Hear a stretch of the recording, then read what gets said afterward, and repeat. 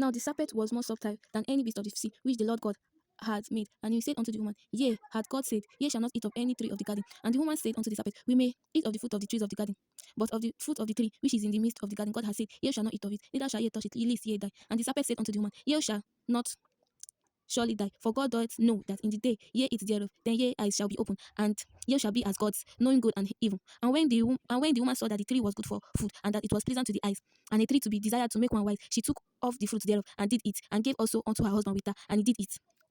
And the eyes of them both were open, and they knew that they were naked, and they sewed fig leaves together, and made themselves aprons. And they heard the voice of the Lord God walking in the garden in the cool of the day. And Adam and his wife hid themselves from the presence of the Lord God among the tree of the garden.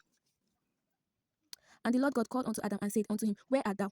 And he said, I heard a voice in the garden, and I was afraid because I was naked, and I hid myself. And he said, Who told thee that thou was naked? Had thou eaten of the tree whereof I commanded thee that thou shouldn't not eat? And the man said, the woman whom thou gavest to be with me, she gave me of the tree, and I did eat. And the Lord God said unto the woman, What is it that thou hast done? And the woman said, The serpent beguiled me, and I did eat. And the Lord God said unto the serpent, Because thou hast done this, thou hast caused above all cattle, and above all beasts of the field, upon thy belly shalt thou go, and thus shalt thou eat all the days of thy life.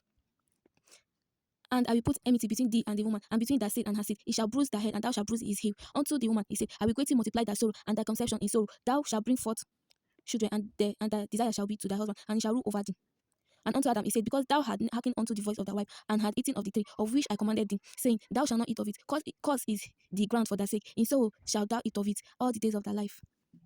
Thorns also and thistles shall it bring forth to thee, and thou shalt eat the herbs of the field. And in the sweat of thy face thou shalt eat bread till thou return unto the ground, for out of it waste thou taken. For thus thou art, and unto dust thou shalt return. And Adam called his wife name Eve, because she was the mother of all living. And unto Adam also and his wife did the Lord God make coats of skin, and clothed them. And the Lord God said, Behold, the man is become as one of us, to know good and evil. And now let he put forth his hand, and also take of the tree of life, and eat, and live forever. Therefore the Lord God sent him forth from the garden of Eden to till the ground from whence he was taken. So he drove out the man, and he placed at the east of the garden of Eden cherubims and a flaming sword, which turned every way to keep the way of the tree of life.